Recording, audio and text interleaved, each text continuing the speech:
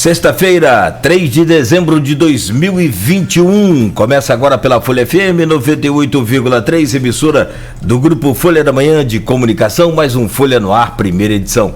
Todas as informações e o melhor papo para a gente começar este novo dia aqui na Folha FM, no Face, no YouTube, no Instagram. Daqui a pouco esse programa editado em podcast e logo mais também na Plena TV, emissora do Grupo Folha da Manhã de Comunicação. No oferecimento do Proteus, Serviços de Saúde e Medicina Ocupacional, Unimed Campos, cuidar de você, esse é o plano. Laboratórios Plínio Bacelar e o apoio Unicred Norte Lagos, quem conhece, valoriza.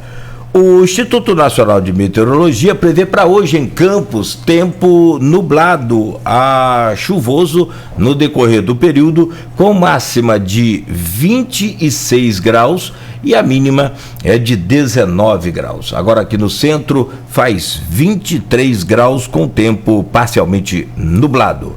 No programa de hoje, junto com Aloysio Abreu Barbosa e Arnaldo Neto, que já vai estar conectado conosco, vamos conversar com Pedro Doria. Ele é colunista, dentre suas inúmeras atividades, ele é colunista da CBN, do jornal O Globo e também do jornal Estadão. Pedro Doria, muito obrigado aí pela sua presença. Esse programa com certeza vai ser mais um daqueles que a gente tem apresentado aqui de conteúdo, de altíssima relevância, para que os nossos ouvintes, para que a população de uma forma em geral, os seguidores aí da Folha FM, nas redes sociais, possam ter posições diferentes daquelas aqui da local, com você participando com a gente. Muito obrigado de antemão, já trago aí o seu bom dia. Vamos falar sobre o jornalismo, sobre o ataque e também sobre ataque, e em tempos de fake news, a eleição a governador e o orçamento secreto versus o STF. Orçamento secreto é um termo que poderia ser, não estão nem escolhendo um termo mais disfarçado. O negócio está Brasil entre Lula e Bolsonaro. E a terceira via, será que decolou? Então daqui a pouco a gente conversa com você dentro de instantes. Só trazer aqui as manchetes do portal folha1.com.br, onde você acessa lá todo o conteúdo gratuito agora.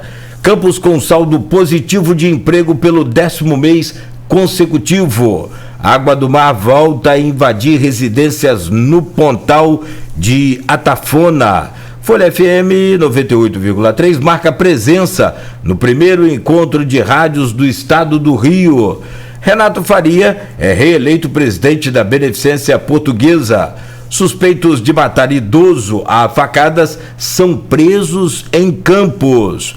Governo do estado repassa 23 milhões para a saúde de Campos. Brasil já tem 5 casos confirmados da variante Ômicron. Anticorpos de infecção anterior não impedem a contaminação dessa nova variante, o que é também preocupante. Postura inicia trabalhos para estruturar o verão do Farol de Santo Tomé e Porto do Açu assina contrato para movimentação de cobre. São 7h12. Quero trazer o bom dia do Pedro e mais uma vez agradecer a você, Pedro, pela presença aqui, mesmo que virtual, claro, com esses tempos aí de pandemia. Também seguimos ainda seguindo esse protocolo. Bom dia, Pedro, seja bem-vindo aqui ao Folha no Ar, primeira edição. Honra sempre recebê-lo aqui. Bom dia, Cláudio, grande prazer estar aqui, muito obrigado pelo convite. Muito bom pra gente, o prazer é nosso. Aloysio Abreu Barbosa, também numa semana muito boa, produtiva e fechando com chave de ouro. Traga o seu bom dia e sempre importante ter a sua participação indispensável aqui no Folha no Ar. Bom dia, Aloysio, seja bem-vindo mais uma vez. Bom dia, Cláudio Nogueira. Bom dia, Pedro. Pedro, obrigado pela presença. Arnaldo daqui a pouco vai estar conosco, tem um probleminha. Bom dia, sobretudo você, ouvinte, pelo streaming, telespectador do Folha no Ar. E o nosso bom dia é sempre especial a 2 categorias profissionais que sempre nos acompanham nesses inícios de jornada, que são os taxistas e motoristas de aplicativo. São com o preço do combustível não está fácil, né? Tendo que literalmente vender o almoço para pagar a janta. Mas vamos em frente. Pedro, vamos aqui nos temas pré-pautados. Como é que você, jornalista, tem se dedicado muito ao estudo, escrever sobre os meios digitais? Como é que você vê o jornalismo profissional sob ataque, não só no Brasil? O governo Bolsonaro é considerado por analistas internacionais como um dos que mais atacam a imprensa, mas no mundo, né? Tivemos Trump, por exemplo, nos Estados Unidos, e talvez antes desse fenômeno de extrema-direita, tivemos talvez o primeiro deles, que foi o Erdogan na Turquia, que é o país no mundo que mais prende jornalista, né? Como é que se vê esse momento do jornalismo profissional sob ataque no mundo? Bom dia. Bom dia, Luísio. É claro que o principal problema que a gente tem hoje no mundo, quando a gente fala de autoritarismo, é uma onda de extrema-direita, mas não vamos nos esquecer de vizinhos nossos, né? Como é o caso da Venezuela, como é o caso da Nicarágua, onde o mesmo tipo de autoritarismo existe, o mesmo tipo de perseguição ao jornalismo existe, e, no entanto, vindo de governos que são notadamente de esquerda. Eu falo isso só para lembrar que autoritarismo e essa visão da imprensa como inimiga não é uma exclusividade da direita. O nosso problema aqui no Brasil é o governo de extrema-direita. Em outros lugares do mundo são governos igualmente autoritários que não necessariamente são de direita. Agora, isso posto, eu acho que o que a gente tem que entender é o seguinte: nós estamos passando por uma revolução tecnológica de grandíssimo impacto. A última vez que a gente teve algo desse nível foi no final do século XVIII, quando surgiu a Revolução Industrial. A gente está vivendo uma revolução que é uma revolução que substitui a Revolução Industrial, uma revolução digital.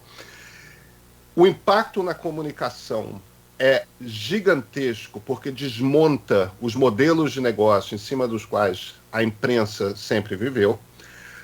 A democracia liberal, que é o regime no qual a gente vive, ou tentamos ainda viver no Brasil, ela nasce junto com a Revolução Industrial, e você não consegue ter um regime democrático sem ter uma livre imprensa. Por quê?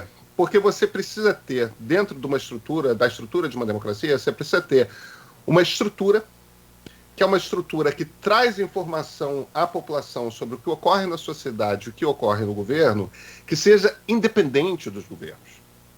Se você não tem esse tipo de estrutura independente dos governos, você não consegue fazer com que os cidadãos, as pessoas que têm que votar, as pessoas que têm que escolher seus governos, tenham a informação necessária para que elas possam votar. Esses movimentos populistas que tentam quebrar a espinha dorsal das democracias, eles precisam combater justamente aquela estrutura que traz conhecimento e informação, que gera conhecimento e traz informação para a sociedade. Então não é só o jornalismo que está sob ataque. A ciência está sob ataque. A academia está sob ataque, as universidades, as escolas, tudo mais. Quer dizer, quando você pega o discurso de todos esses populistas, isso vale para o Erdogan, isso vale para Vladimir Putin, isso vale para Jair Bolsonaro, isso vale para Donald Trump, isso vale para Hugo Chávez e agora Nicolás Maduro ou Daniel Ortega. Se você pega o discurso que esse tipo de líder faz, existe lá o sistemático ataque à imprensa. Existe lá o sistemático ataque a professores, existe lá o sistemático ataque a cientistas e a produção científica. Por quê? Porque eles usam a internet, eles usam os meios digitais para criar uma realidade paralela, para inventar um determinado tipo de inimigo. Eles criam um universo que explica um determinado tipo de ataque fictício à sociedade. O ataque não existe. Aqui no Brasil, por exemplo, o Bolsonaro parece preocupadíssimo com o marxismo cultural, com o comunismo, como se a gente tivesse uma ameaça de uma revolução comunista iminente para acontecer aí. E não está. Agora, para você fazer com que essa história cole, você precisa tirar o crédito, você precisa fazer com que parte da sociedade, ao menos, deixe de acreditar na imprensa, na academia, na ciência. Se você não consegue fazer isso, você não consegue convencer da sua história de um universo paralelo que você necessita para se eleger. A questão fundamentalmente é essa: um ataque sistemático por populistas a todas as estruturas da sociedade que geram conhecimento e que levam informação à sociedade. Não, você está correto na complementação ideológica do espectro e do ataque à imprensa, né? Lógico, Maduro, Chávez antes dele, Ortega. Você tem no México também um presidente populista também que faz esse tipo de coisa. Isso é muito antigo. Você viu um filme agora recentemente, até indico, na Netflix, a Sombra de Stalin, e mostra a história real de um repórter gaulês britânico que presenciou o Holodomor, né, que foi a fome ali na Ucrânia, com caso de canibalismo, e denunciou isso e foi combatido não só na União Soviética, como até por repórteres dos Estados Unidos, né, que faziam o jogo ali. Agora, se isso não é novo, e se isso não tem uma ideologia, digamos assim, um espectro ideológico, como combater? Como identificar e combater? Como a imprensa e a sociedade devem fazê-lo? A gente não tem essa resposta. Se a gente tivesse essa resposta, seria fácil.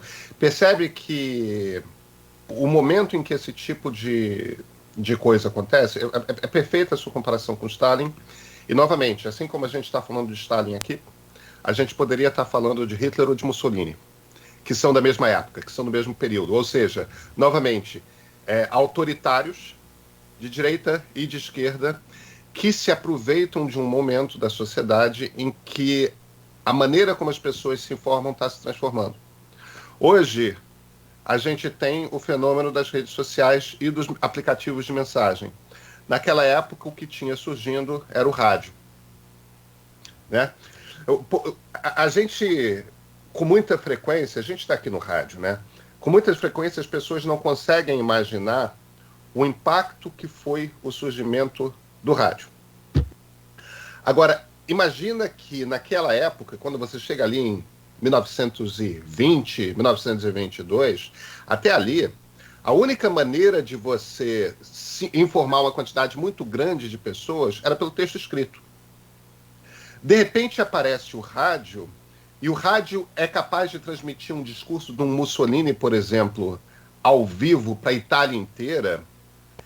Aquilo carrega voz, carrega uma carga de emoção, carrega uma quantidade de informações além da capacidade do texto escrito, que envolvia as pessoas não habituadas àquilo de uma forma fora do comum. O que o rádio não fez naquela época foi tirar a capacidade de sustentação financeira mesmo dos jornais impressos.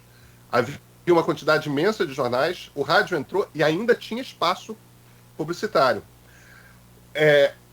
O problema que a gente vive hoje é o seguinte: a imprensa tradicional, a indústria da imprensa tradicional, a gente está falando aqui de impressos, a gente está falando de televisão, a gente está falando de rádio. Ela sempre sobreviveu e se sustentou com um misto de publicidade e venda de assinaturas. Alguns veículos mais publicidade do que assinaturas, outros veículos mais assinaturas do que publicidade, mas o mix sempre foi esse. Repentinamente, com a internet, você tem acesso a uma quantidade imensa de informação gratuita, o que faz com que muitas pessoas deixem de considerar a possibilidade de pagar uma assinatura para um veículo de imprensa. Ao mesmo tempo, você tem essas duas máquinas com engenheiros brilhantes, que são Google e Facebook, que montaram sistemas de publicidade que sugam 70% do dinheiro da publicidade do mundo. Então, repentinamente, esse ataque às democracias por conta dessa transformação, que acontece em grande parte por conta dessa transformação tecnológica, na maneira como a gente se comunica, calha de acontecer justamente no momento em que veículos de imprensa estão particularmente frágeis, porque como empresas não conseguem se sustentar. Então, uma das primeiras coisas que nós temos de fazer, e esse não é um tema simples, uma das primeiras coisas que nós temos de fazer é descobrir novos modelos de negócios capazes de sustentar a imprensa. Isso não é trivial e, por outro lado, isso é fundamental. Isso é fundamental porque você precisa de uma imprensa que seja independente do governo. A imprensa não pode viver de subsídios governamentais. Isso é um aspecto fundamental. Por quê? Porque o governo não pode ter algum tipo de capacidade de influência em cima do que a imprensa publica, seja em áudio, seja em vídeo, seja em texto. Simultaneamente, a gente vai ter que olhar, e essa é uma matéria ainda mais complexa e ainda mais difícil de resolver, a gente vai ter que olhar para essas grandes imprensas essas grandes empresas digitais, Google, Facebook, Twitter, mas também Apple, Microsoft, tudo mais, e começar a pensar como é que se regula o que elas fazem. Não é trivial porque tecnicamente é barbaramente complexo. Você olha para a União Europeia que está tentando fazer isso, eles já estão estudando esse troço há 5 anos e eles não têm uma regulação convincente ainda. Você tem, o problema também é como regular sem censurar, né? Esse é um dilema, é um feed na É isso. Porque você vê, qual é... A China censura. Não, se você está... Aloysio, difícil é fazer numa democracia. Numa ditadura tudo é fácil. Baixa um decreto e quem for esperto obedece. E quem não obedecer vai em cana, ou pior.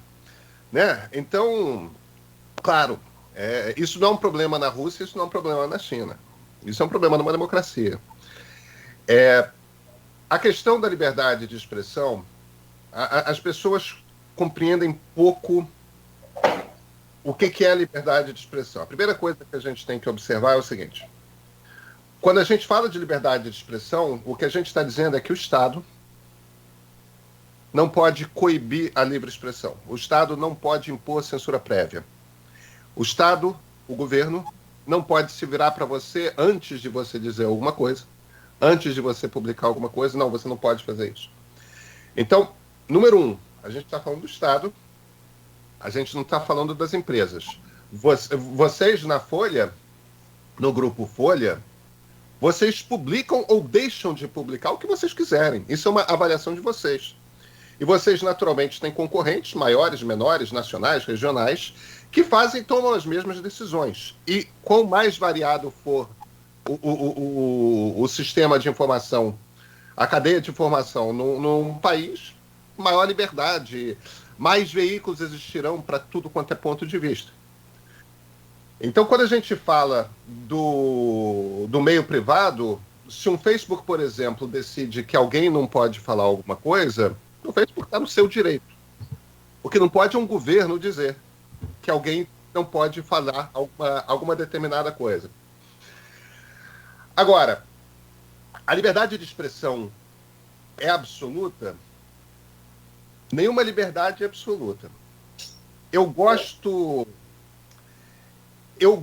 como critério do princípio que era de um filósofo inglês do final do século XIX chamado John Stuart Mill. O Mill trazia o princípio do dano. Então, o que ele dizia, na verdade, era o seguinte: o que é censurável não é necessariamente a mensagem, mas é o contexto no qual a mensagem se dá. Ele dava um exemplo específico disso, que era: você pode publicar um artigo num jornal dizendo que os mercadores de milho são responsáveis pela sua ganância, pela fome que acontece na Inglaterra. Esse é um exemplo factual que ele dava. Você pode publicar um artigo sustentando esse argumento num jornal. Agora, você não pode, perante algumas centenas de pessoas em fúria e famintas, fazer um discurso incensando as pessoas com esse mesmo argumento: os mercadores de milho são responsáveis pela fome na Inglaterra, na frente da casa de um mercador de milho. Porque aí você, em essência, está incitando aquela turma a invadir e provavelmente matar o cara.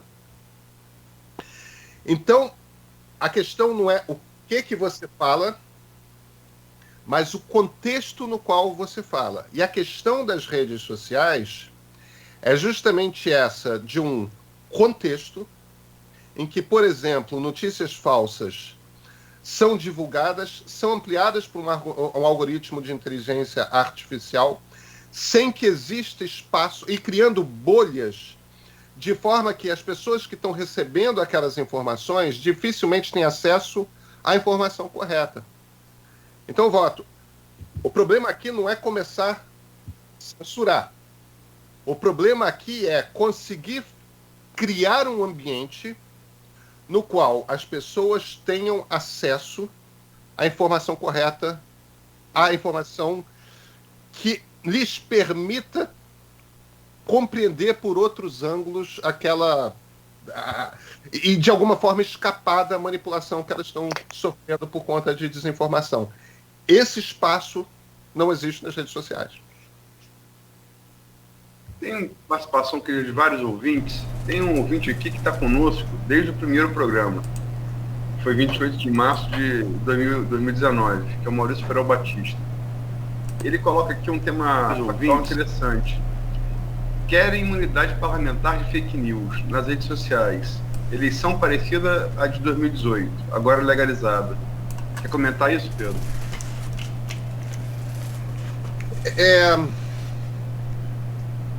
O complicado é o seguinte: existe um motivo para existir imunidade parlamentar.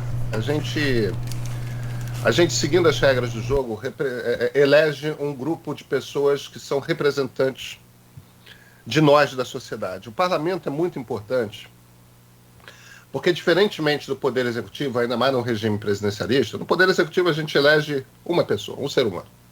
Um homem e uma mulher que, por ter tido a maioria dos votos, vai administrar o país. O problema é que esse homem e essa mulher jamais vai ser capaz de representar toda a gama de ideias que existem em circulação na sociedade. Quando você vai para uma Câmara dos Deputados com seus 513 deputados, ali você tem um número de pessoas variadas que vêm de todas as regiões do país e que representam diversas correntes distintas de opinião que estão no debate público brasileiro. Se aquela corrente de opinião teve gente suficiente capaz de eleger um deputado que seja, de alguma forma está representado ali. Por que existe imunidade parlamentar?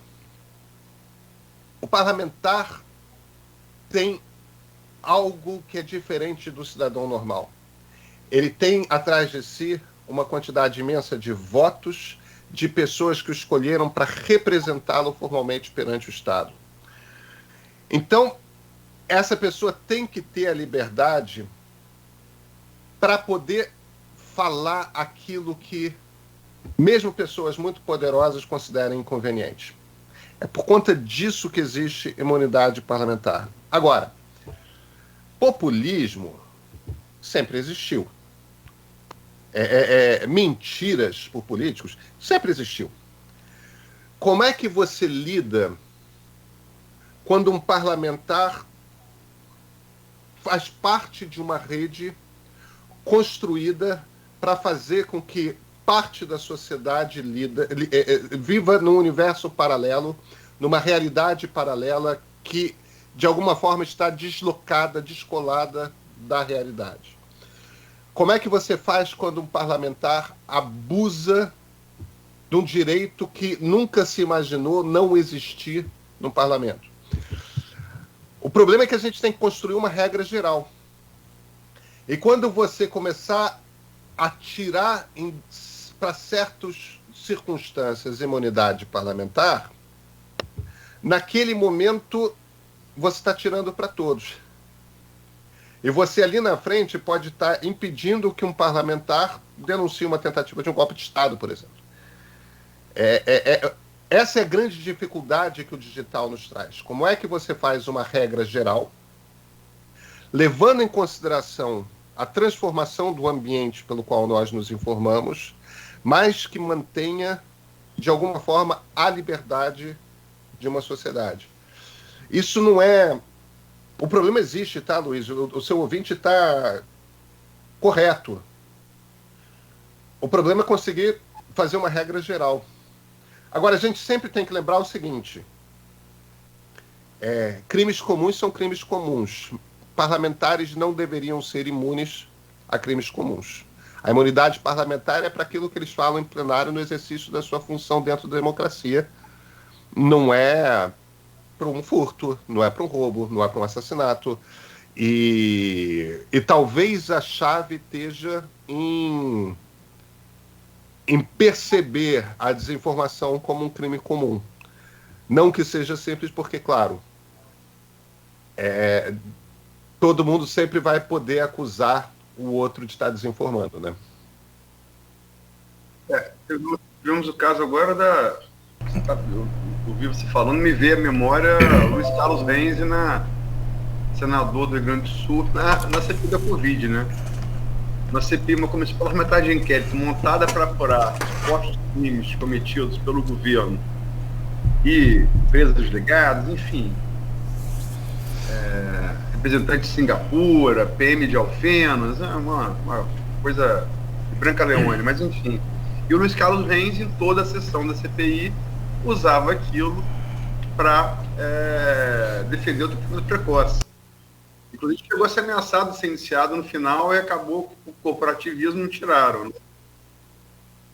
Pois é, justamente. O exemplo é ótimo. O exemplo é ótimo. E nesse caso, desinformação mata, né, Luiz? E aí, essa questão do fake news, ela dá um programa inteiro. Se não levar uma semana, né? Tipo Netflix aqui com episódios, né? Por exemplo, são 7h34 já, o Arnaldo chegou aí, vou trazer o bom dia dele. Tá num panorama bonito aí, uma sala bonita. Me lembra até seu Cláudio Rangel aqui, mas vamos pular essa parte. E antes de trazer o bom dia do Arnaldo, só colocar. Ô Pedro, na verdade você falou muito bem aí que nós temos uma dificuldade muito grande, o mundo tem uma dificuldade, a Europa está enfrentando já essa dificuldade. Você escreve e fala sobre tecnologias há mais de 2 décadas, eu acho. Agora, o que eu não consigo entender é que tem umas coisas muito claras, talvez, que deveriam ser, que todo mundo já leva pelo lado da censura, e de fato pode ser, mas esse negacionismo exacerbado, a Luiz citou agora aí a hidroxicloroquina, que comprovadamente não tem eficiência nenhuma, e a própria recusa para tomar a vacina, que aliás se difundiu e propagou agora de uma forma muito complicada durante a pandemia, mas já vinha antes da pandemia um certo número de pessoas não tomando mais vacinas contra sarampo, contra tantas outras doenças que foram erradicadas, e as doenças estão voltando. Não dava para, pelo menos nesses casos assim absurdos de podar isso e de segurar mesmo. Você não pensa numa coisa assim? Cláudio, o problema é que é o presidente da República. Como é que... isso não está no script das democracias, entendeu? Um presidente da República... A gente está vivendo um movimento novo. Sabe, a gente tanto fala de democracia liberal que é como se a gente quase que partisse do princípio que liberalismo e democracia andassem juntos. Mas democracia e liberalismo se encontraram num momento ali do final do século XVIII, no início do século XIX. Não são bichos que andam naturalmente juntos. Se você vai para a democracia grega de Atenas, tinha escravos, tinha as pessoas que podiam votar e as pessoas que não podiam votar, direitos só valiam para a aristocracia, tudo mais. Mas tinha voto, e não tinha rei que simplesmente decidia que era rei. Não. As pessoas que tinham direito a votar, a aristocracia se juntava ali na Ágora e votava. Ao mesmo tempo, um regime liberal no qual todos sejam iguais perante a lei, porque essa é a âncora do liberalismo, não precisa necessariamente ser uma democracia. Você pode decidir quem são seus líderes por sorteio. Entende? Você tem outras maneiras de definir quem vai estar no comando da nação que não necessariamente o de um regime democrático. Agora, houve esse encontro muito feliz. O que alguém como Viktor Orbán, por exemplo, que é o Bolsonaro da Hungria, promove é aquilo que eles chamam de democracia iliberal. Percebam que tem um I antes da palavra liberal. Ou seja, estamos falando de uma democracia não liberal. O que é uma democracia não liberal? De certa forma, o Orbán é de direita. De certa forma, é o que está sendo criado na Venezuela. Você continua tendo eleições regulares, mas você já não tem liberdade para todos os partidos concorrerem. Você mexe nas regras do jogo para fazer com que a Suprema Corte seja, em sua maioria, governista. Você quebra a ideia de independência dos três poderes. Ou seja, o Legislativo e o Judiciário estão submetidos ao Executivo. Você começa a desmontar essa máquina toda. Então, quando o Bolsonaro, por exemplo, vai ali na porta do Palácio do Alvorada e faz um discurso dizendo coisas do tipo: eu fui eleito, por que não estão deixando eu governar? Por que o Judiciário Supremo está se metendo no que eu estou fazendo? A concepção de democracia dele é uma concepção iliberal de democracia. Não passa pela cabeça dele que, em tendo sido eleito presidente da República, ele não possa fazer o que ele quiser. E não, ele não pode. A Constituição está acima dele e os poderes legislativo e judiciário estão no mesmo nível dele. Não são mais importantes, mas não são menos importantes. E uma democracia liberal, agora começando com L, uma democracia liberal parte do pressuposto de que os poderes têm o poder de frear uns aos outros. O sistema é justamente montado dessa forma para evitar abusos.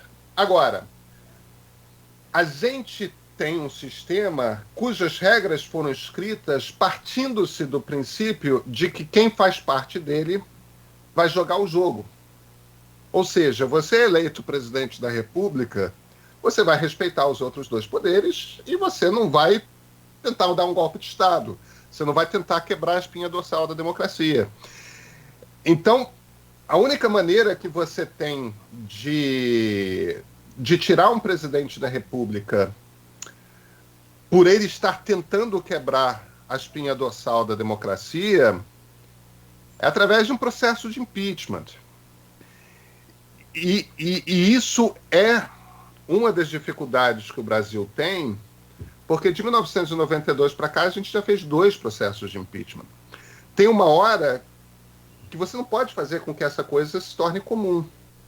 Ao mesmo tempo, a gente tem uma questão, e aí a gente teria que entrar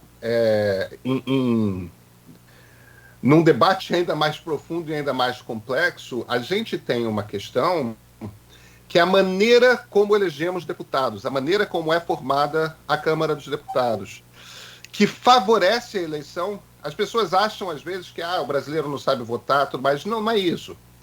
As regras do jogo, a maneira como é estruturada a nossa democracia, favorece a eleição de deputados que têm um perfil similar ao perfil dos deputados do Centrão. E eles acabam fazendo um jogo que o presidente que sofre impeachment é aquele que não compactua com o jogo do Centrão. Collor e Dilma tinham muitos defeitos, eram presidentes terríveis, mas eles sofreram impeachment não é porque eram presidentes terríveis. Eles sofreram impeachment porque não fizeram o jogo da Câmara dos Deputados. E assim houve um incentivo. O Bolsonaro, de um ano para cá, começou a fazer o jogo da Câmara dos Deputados. Aí entra coisas como orçamento secreto e tudo mais. Então, assim, ele neutraliza a possibilidade de impeachment. As regras do jogo democrático brasileiro não contemplam como resolver essa encruzilhada na qual a gente está. Está jogando o jogo. Bom, são 7h42, eu vou pedir licença, Pedro, rapidamente, claro, para que a gente faça aqui um brevíssimo intervalo comercial. Vou trazer o bom dia do Arnaldo Neto na abertura já do próximo bloco, e você que está acompanhando, continue ligado. Eu falei que ia ser bom e nem preciso ser aqui uma mãe de Ná para adivinhar que o programa ia ser bom. Então continue ligado aí com a gente. Nós voltamos já no oferecimento de Proteus, Serviços de Saúde e Medicina Ocupacional, Unimed Campos, Laboratórios Plínio Bacelar e também com o apoio de Unicred Norte Lagos.